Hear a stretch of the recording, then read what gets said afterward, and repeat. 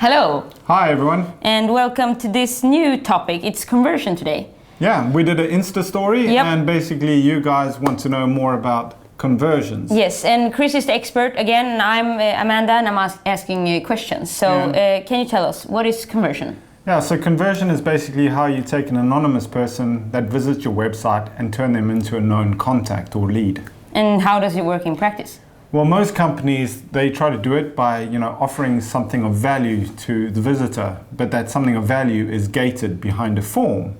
It could be, for instance, signing up for to download an ebook, or signing up for an event, or signing up for a thought leadership newsletter.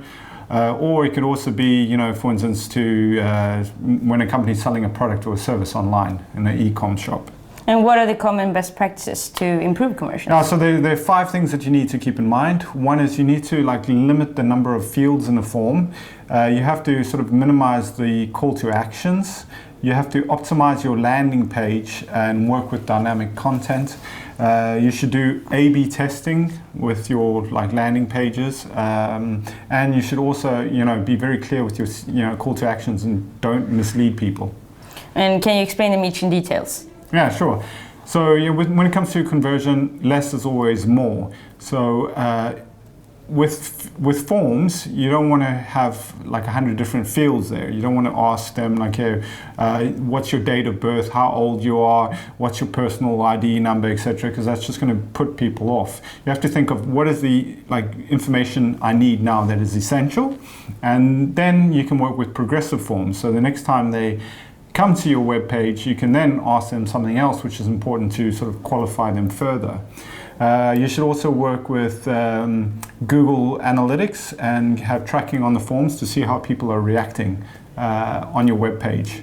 If you have a really high bounce rate, then okay, I need to change things. Then I think the next point is minimizing call to actions. So basically, you want to get your visitors to do one thing. If you drive them to a web page and there's 5 different call to actions, they'll get lost and confused in all of that. So obviously, if you focus on one action, you will increase the conversion rate. Super. And anything more? Yeah, well, I would say the same applies to emails. So if you're doing email marketing, best practice is also just to focus on one call to action, and don't, bombard them with all different, types of hyperlinks and flashy stuff, right? So just get them to do one thing. And then other best practices when it comes to, optimizing your landing page. There you have to think about, how can I drive the visitor to do that call to action? So you don't want to have, for instance, a navigation menu that will get them to click away from your landing page, because that defeats the purpose.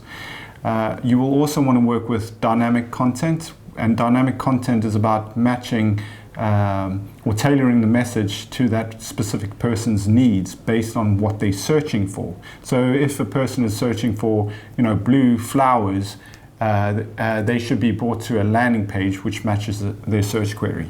Yes, that sounds reasonable. Yeah, reasonable. And then the next thing to do is A/B test.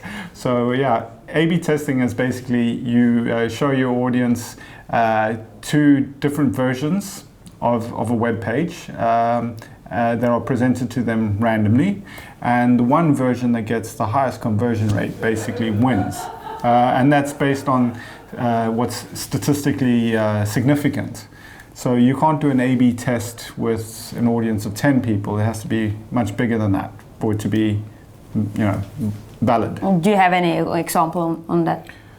Yeah, so if let's say you have one landing page with a blue button and another landing page with a red button, and you want to do an A/B test on that to see which converts better, those 2 web pages you'll present it to a sample group in random, and the landing page that lands up with the highest conversion rate will then win, and that's what you will work with going forward. Super. And besides A/B testing, another thing, when it comes to call to actions, so you don't want to fool people with your call to actions. If you are talking about your product and your service and you have a call to action that says, for more information, click here, and then they're brought to a page that says, thank you for your order, that is misleading and that's confusing, right? It would be much better if you had a call to action, book your order here. And that's apparently quite common that, companies, they use bad CTAs. Poor guys. Yeah, poor fellows. Any final tips? Final tips. So, when it comes to conversion, there's one thing that you need to keep in mind. Basically, you must always be measuring the percentage of people, of web visitors that are going to your page. What percentage of them are sort of carrying out that call to action? And then you should try to do various experiments, A/B tests. You should, change the copy, change the design, all with the aim of improving your conversion rate. And that is getting people from web visitors to known contacts. Then another thing you need to bear in mind is the quality of traffic that you're sending to that landing page. If you're getting a high bounce rate, maybe your distribution channels or the way you're promoting that web page is you're promoting it maybe to a wrong audience. So you have to keep that in mind. You have to keep a low bounce rate and make sure that you're sending quality traffic to your website. Amazing. And follow us on Instagram if you want to be part of next voting sessions and more voting sessions. That's it for today.